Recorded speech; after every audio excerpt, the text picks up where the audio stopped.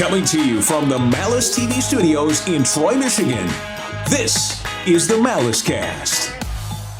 All right, welcome back to the Malace Cast, the official podcast of Malace HR. I'm LJ. And I'm Sarah. And today we've got a ton to talk to you about, but before we do, make sure to like and subscribe to this channel, as well as our pages on Facebook, Instagram, and LinkedIn. Every time you like and subscribe, I stuff a duck into a chicken into a turkey and serve it to your families. Wow. That's so generous of you. Yeah, it's called a turducken. Have you had a turducken before? No, but John Mann's had plenty, and I really am envious of that man, to be honest with you. So, right. So Sarah, what are we talking about, and who are these strange people at the stable with us today? We brought some friends with us today. This is Catherine and Aaron, and we're going to be talking about finding joy in the workplace. All right, Aaron, why don't you give us a little background? How long you been here? What's your job? Everything? Sure. Aaron Cisco. I've been with the company for almost 10 years. I'm our vice president of business development and long-time listener of the Malace Cast. Love it. And Catherine, how about yourself? Catherine Dupuy. I've been with the company a little bit over a year. I am a talent acquisition leader here, so I have a small team that reports up to me. Very nice. Very nice. Well, this might be pretty applicable to, I guess, everyone here, because we're talking about finding the joy in work. So, what makes for you, Sarah, and we can go around the table, what makes work enjoyable in general?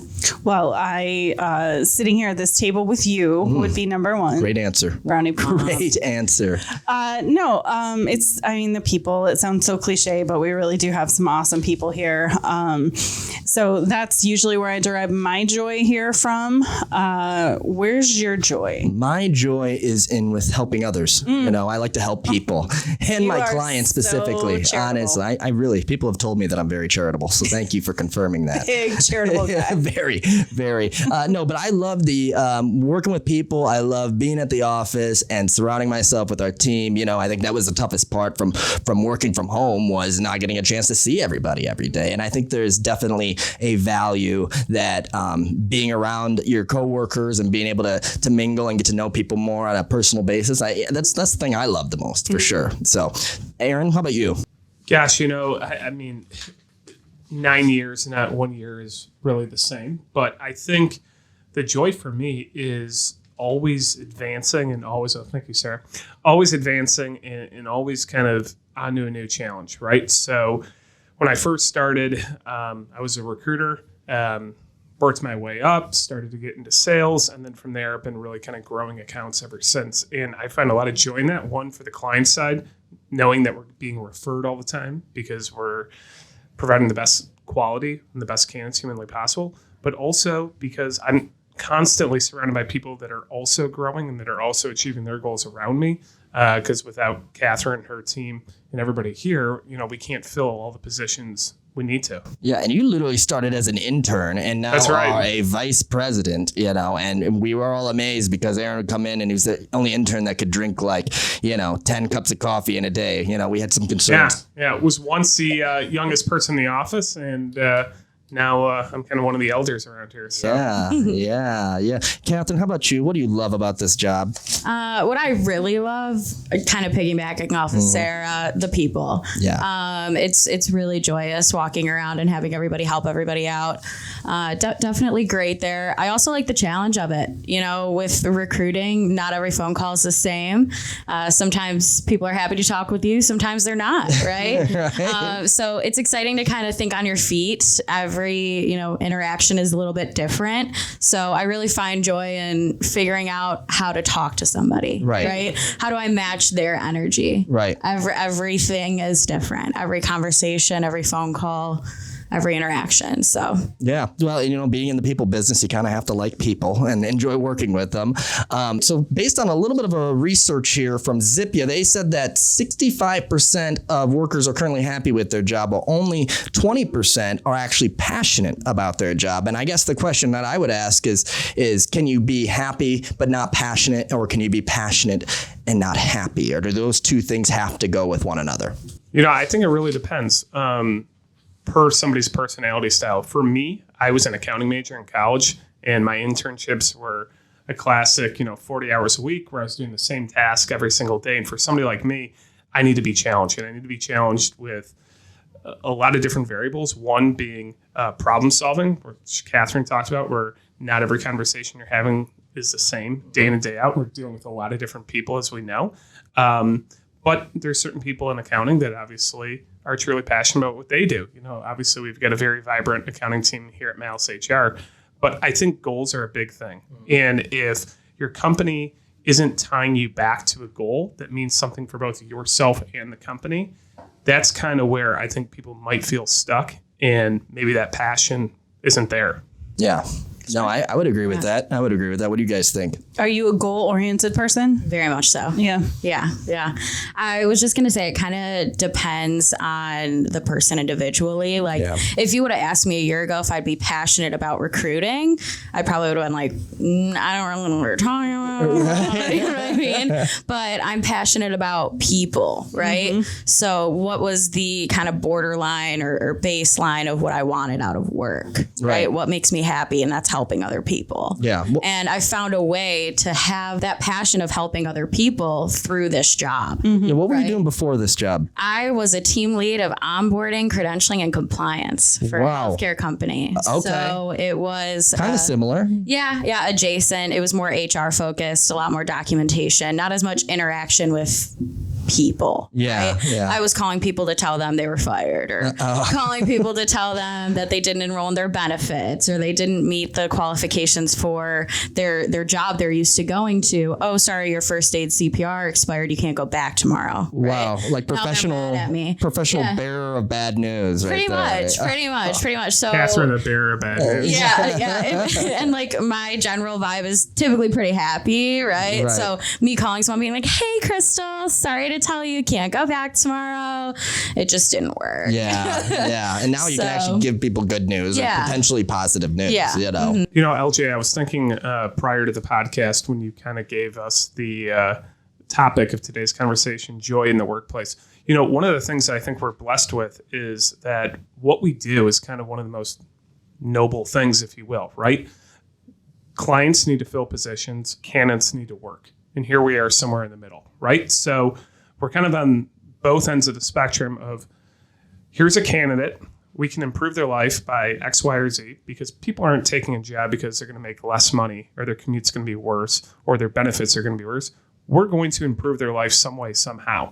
And then if the client signs them up, wants to hire them, our client's got somebody in the role. And then here we are as the recruiter going towards our goals, by placing as many people as humanly possible. So I think a lot of the joy really comes from our service. Yeah, and at the end of the day, that's what makes the difference. We're in the staffing industry where there's thousands of staffing companies, and we don't want to treat people like a number on a spreadsheet. We want to develop and build a relationship with them and get them into the best possible place for them and their family, and that in itself can be quite rewarding. I can't tell you how many success stories that we have where we've hired a custodian at XYZ school district or hospital, and then you find out a year from then they're a supervisor, or then they become the facility manager or regional manager. I've had it all happen over the last 9 years. So there's a lot of gratitude in that. And I'll share a story. When I first started, I had recruited a welder for a fabrication shop in Auburn Hills. And lo and behold, one day, we'll call him John Smith for the spirit of Thanksgiving. He's at the gas station pumping gas, and he sees a gentleman with a Malace HR shirt on. And he goes over to that individual and says, "Hey, I used to work at Malace HR, and I got a job as a welder. Lo and behold, I was able to buy a house. I'm now a supervisor there." It's 2 years something later. He was talking to Mr. Malace, Larry's dad, our CEO and president. So was able to look good. And obviously those stories kind of shape why we do what we do. Yeah. And for all we know, you could have called that guy beforehand and been like, "All right, go meet my boss at the gas station." He's going to be wearing a Malace HR. 12 and Stevenson. Name drop him. Adding my stats. Yeah, there you go. I like that. And then the other thing that this study talks about is how, 31% of people between 18 and 34 are completely satisfied with their job, where people between the ages of 50 and 64, over 63% of them are being satisfied. So I think there's probably an age gap or an age difference as well. And we've kind of talked about this in previous podcasts. I think with younger people, we've got a lot of stuff flashing in front of our face at all time, ooh, shiny. Mm-hmm. And I think a lot of older people that have already been in their careers or have their careers established, they're just happy to be working, and they've kind of got their groove and they've developed themselves professionally. Do you agree with that, or do you think there's other outlying reasons as why maybe younger people are less satisfied than older people with their work? Well, I think with younger folks who haven't been in the workforce for a long time, they, it's always keeping up with the Joneses. Like, right. Oh, so-and-so got a job where they do this and so-and-so's doing that. So they want the next flashier, cooler thing, whether that's, an arcade in the kitchen or whether right. it's work from home days, whatever it is. I think as you get older and you have worked, or myself in my experience, I've worked for some incredibly toxic environments. So when I'm not in one and I have genuinely good people around me and a good company to work for, I'm not leaving because I know how bad it can be rather than, right. Well, it looks so much greener over there. So, yeah. I think a lot of people who are just getting started too, it kind of goes back to that saying, you have to learn to fail before you can win. And I think when you're early on in your career, you are overcoming a lot of different objections, right? Or maybe things aren't happening as easily as you may have wanted them to. And having that tenure and that perspective over time of, things aren't as bad as we think they are, or things aren't as good as we think they are, goes a long way. Yeah. Mm-hmm. Yeah. I think another thing for kind of the younger generation, when you're first starting your career, you're figuring it out, yeah. right? Like you aren't 100% set in knowing this is what you want to do. Right. Right. So part of that probably lower number is that they thought this was going to be the career for them. Like Aaron, your story, thought you were going to be an accountant, right? Not for you. Terrible but you accountant. figured it out. Yeah. But you were young when you did that. So yeah, they may be saying they're not said. It might just not be a match. Yeah. And they may not have any reference, you know? Mm-hmm. So yeah, I would agree there as well.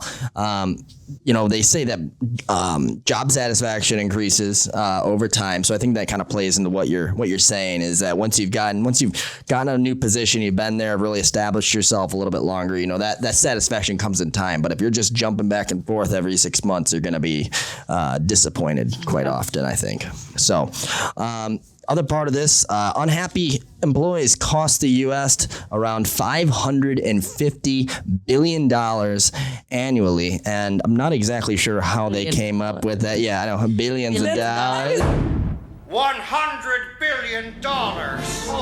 Gentlemen. Consult Dr. Evil real quick.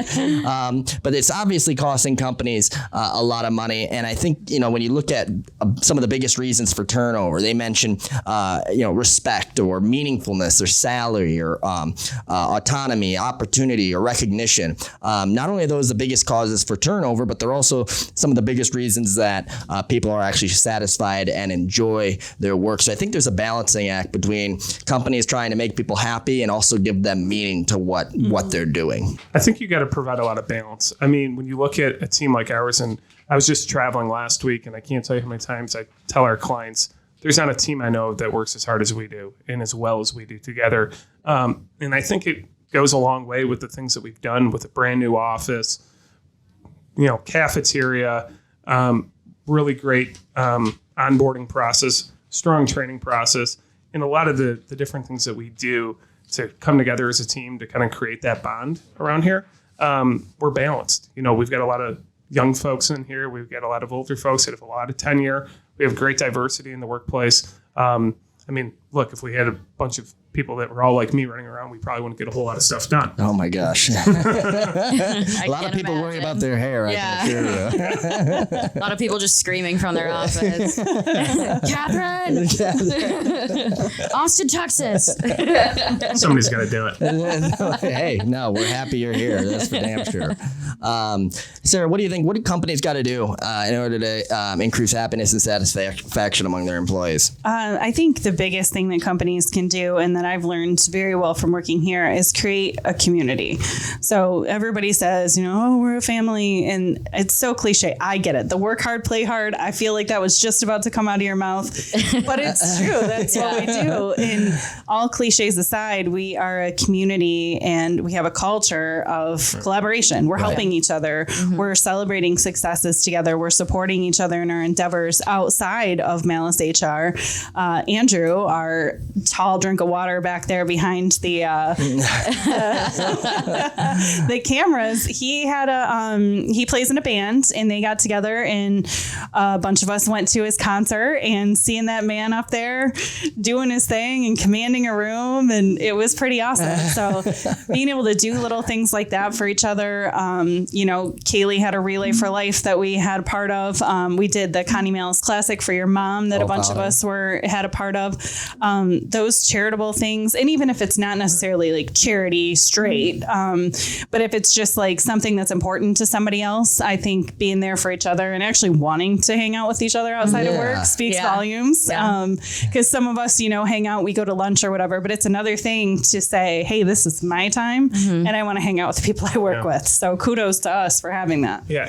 And you know that our Andrew here, he has a photo as a baby with our former Queen of England, Queen Elizabeth. So we're in big company. Royalty. Yeah, it's like secondhand royalty there. Exactly. Yeah. I should have worn a blazer. I had no idea. Like Sarah said, though, I think community is the main word, and it's not only a community where everybody is heard and everybody has, a part to play in it, but everybody really does know their role. No, and I think it comes into play with communication and transparency and having, letting everyone in an organization know the goals of the organization as well as their goals for themselves, professional goals. And I think having like hands-on mentorship and leadership has been really beneficial for me personally. I never recruited before. Right. So coming here, I really needed help, right? And having the culture where I'm comfortable walking up to Sarah midday and being like, hey, how do I handle the situation of,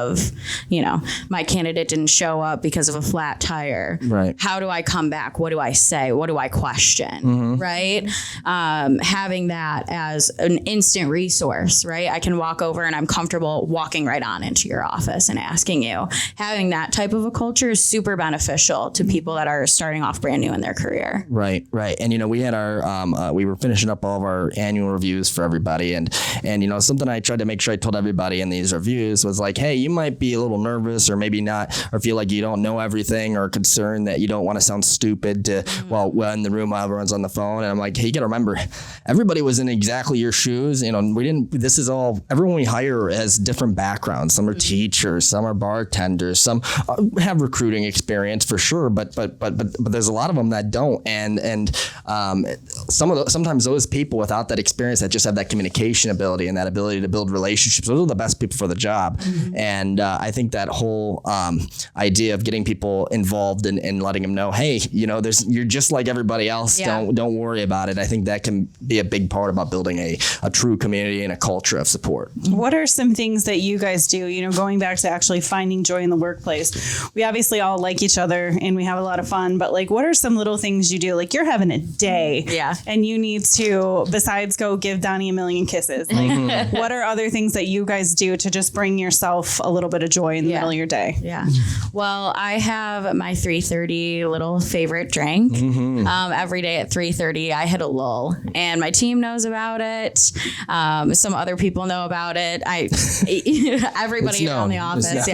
But 3:30, I crack open my Celsius. I have my 200 milligrams of caffeine, and I'm good for the rest of the day. Wow. And it's a little habit. It's something to look forward to, really, is what it is.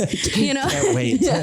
Sometimes it's like 3:15 and I'm like, ooh, do I get up a little bit early or do I make one more call? Right. So, I mean, just having something throughout your day, a little thing, whether it be a 10 a.m. cup of coffee or, hey, I'm going to go talk to Sarah about the movie I saw last weekend. Right. Something to get up away from your desk for 5 minutes. Yeah. You need a little separation. It helps so much because then you come back refreshed, ready to go, ready to hit the phones even harder. Yeah. No, No, I'm the same way. I like to get up and go take a break, walk around, go check in on everybody, see how they're doing, and occasionally maybe get a couple moves in chess against Blake or something. Are you beating him? Yeah, well, Everybody's always beating. I know, touche. Yeah, I think we're even right now. I think it's 2-2. We're doing the best of 5. So okay, I have been practicing. Yeah. No, we're gonna have a whole chess club here. A tournament, I swear. Yeah.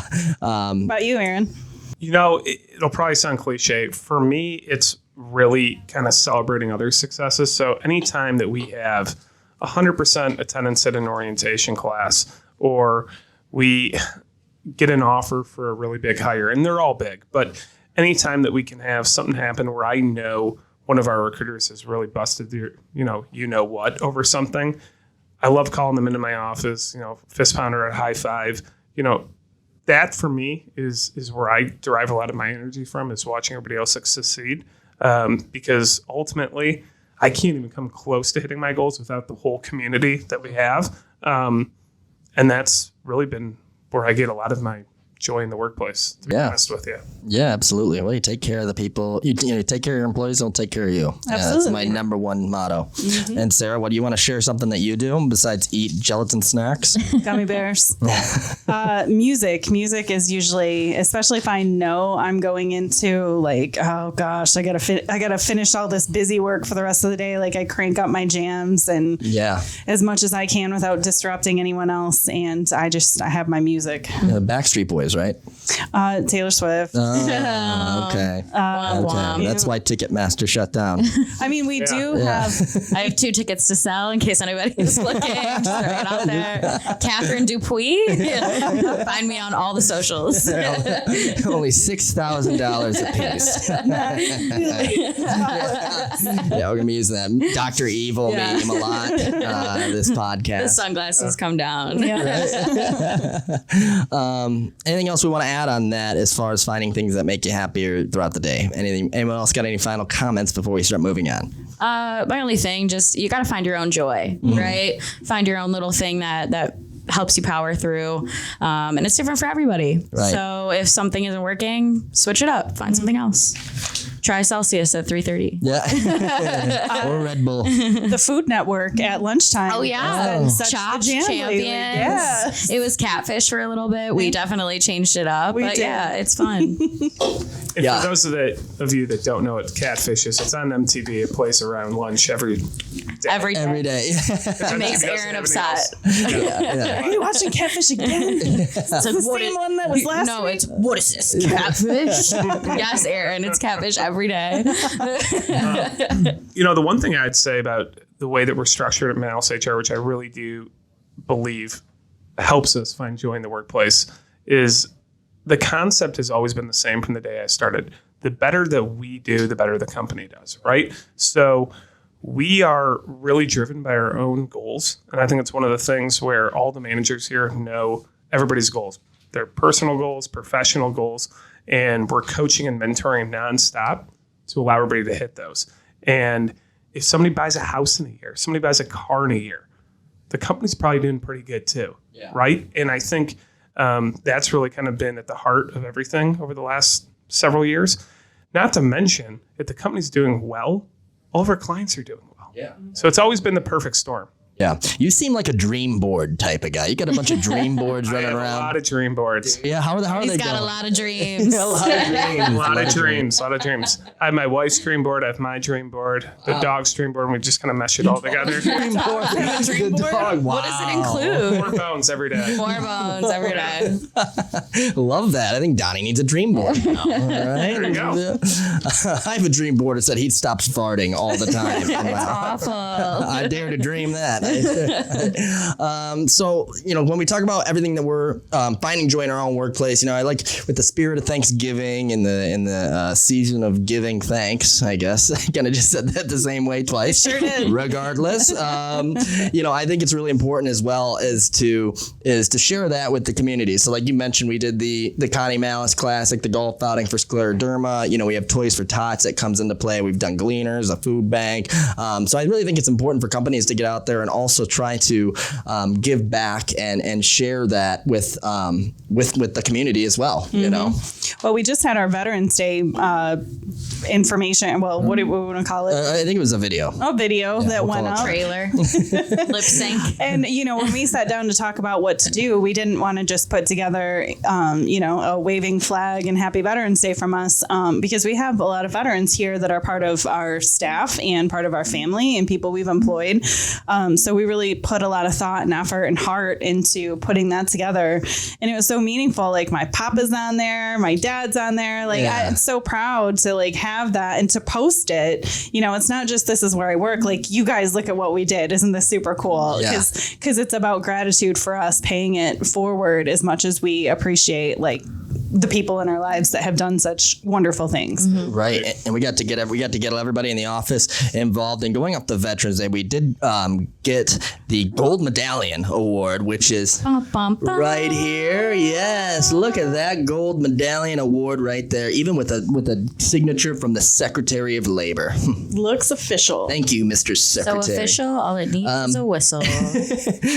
but we got this award because it exemplifies the fact that we are actively trying to reach out to the veteran community and offer them jobs and positions and opportunities to better themselves and their families and their lives, because at the end of the day, these are the people who have put it all on the line for us, and we're going to put it all on the line right back for them as well. So I was really proud of that video, and I was really excited that we got to get everybody involved. We'll have a link to that video in the description here, so make sure to check that out as well. Any final thoughts that we want to go over or anything? No, I think you covered it, unless you want to get back to that turducken thing that you brought up. The turducken thing. Oh, yeah, it's in the oven. It's ready. I don't think I want to hear any more about it. Yeah, I'm going to feed it to everyone's families. Great. Thanks. One more thing. Why don't we just say, go around real quick, what we're thankful for, and then we will wrap it up. So, Sarah, what are you thankful for overall? For my wonderful boss. This sounds like a real amazing guy. He's okay. This amazing company. He's all right. Sounds like a fantastic individual. I was like, I wrote that in the script. Yes. Thank you. Here's your Can't see the teleprompter. No, this is a great company to work for and be a part of. I'm very grateful for that, for my son, my dog, and gummy bears. And gelatin snacks. Perfect. Aaron, what are you thankful for? Well, obviously the family, most importantly my wife, the dogs. I'm thankful for the opportunities I've been blessed with here at the company. And, I think we've all made the most of those. But this time of year, we're always thankful to help those that are in need, as Sarah was saying, with a lot of the different charities that we do. But overall, Lions football, 3 wins in a row, going for 4. Actually, yeah. We're gonna keep winning in Detroit. Apparently, I think it was after Peyton Manning exercised the curse of Bobby Lane from the team, and we haven't lost since. So thank you. I don't know Peyton what that Manning. is, but sure. It's a big curse that happened. It's a long story. It's for another podcast Okay, for sure. sounds good. I'll be sure to tune into that one. Maybe not this one. I don't know. Any last things? What are you thankful for? Family, as always. Yeah. The usual. Vanilla. I know. Friends. I have some really, really good friends behind me that support me through everything. I wouldn't be here if it wasn't for Zach Skinner. So he referred me right on over to Malace HR. So without him, wouldn't have this opportunity. Wow. Shout out, Zach. Yeah, shout big one. out. Very Can we big take one. a moment to talk about referrals, LJ? Yeah, actually, we just recently launched a brand new referrals tab on our website. We're offering referral bonuses to assortment of positions, from technical positions, skilled trades, custodial. You refer a friend or a family member and they work for us for 30 days. We will literally pay you money. We'll just pay you straight up, active currency of the United States of America. So I would definitely check it out. Anything you want to add in regards to the referral bonuses? No, I mean, certain positions have different time frames. Like you said, 30 days or some that are 90 days. But just last month, I I did $1,500 in referral bonuses. So You paid out $1,500 $1,500 last month. cash money. So people just got $1,500 just handed to them. Just handed to them. Wow. I'd like to do double it. 3,000. Yeah, next month. Yeah. Spirit of Christmas. Yeah, well, we do encourage everyone to do that, and you can make some money by literally sitting on your couch. So it's kind of a win-win. Help a friend, help a family member, and help your bank account. Most importantly. Uber Eats of staffing. Oh, I like that. Did you like Without that? the fees. Without the fees. No fees. No, we're paying you. Yeah, we're literally. Yeah, exactly. It's all tip. All tip. All tip. All right. Well, you guys, I think that about wraps it up for. Wait. Wait.